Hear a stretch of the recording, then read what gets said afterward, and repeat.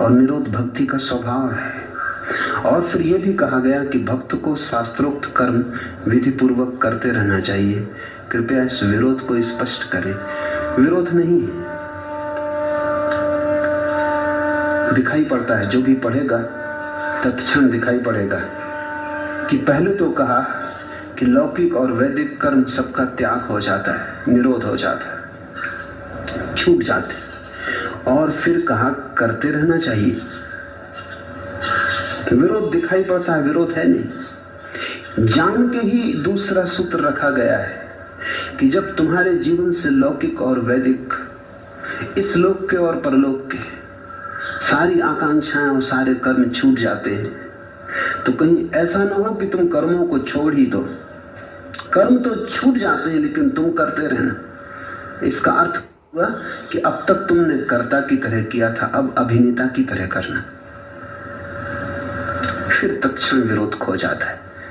अब तक तुमने किया था कि मैं करता हूं, अब तुम अभिनेता की तरह करना, क्योंकि जिस विराट समूह के तुम हिस्से हो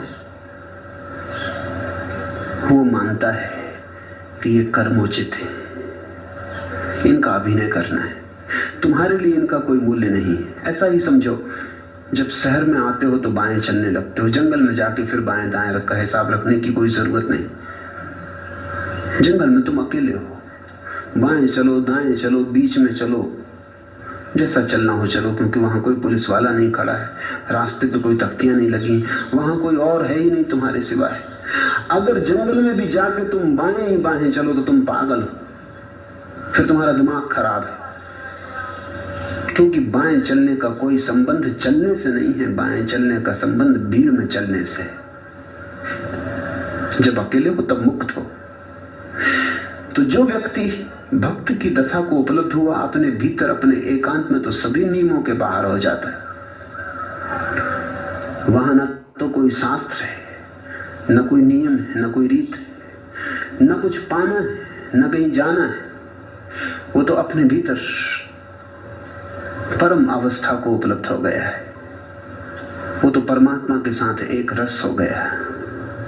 भीतर जहां सब एकांत है वहां तो अद्वैत हो गया, वहां तो अनन्यता सद गई। लेकिन बाहर जब वो राह पर जाएगा तब बाएं चलेगा। कहीं ऐसा न हो कि जो तुमने भीतर अनुभव किया है तुम उसे बाहर भी थोपने की चेष्टा में न पड़ जाओ। इसीलिए स्पष्ट सूत्र पीछे दिया है, करने चाहिए। उस व्यक्ति को शास्त्रों कर्म विधि पूर्वक करने चाहिए, जान के होश से उन नियमों का पालन करना चाहिए। वो अभिनय होंगे, अब उनकी कोई अर्थवत्ता नहीं है। लेकिन अगर तुम अंधों के बीच रहते हो तो अंधों के नियम मानो।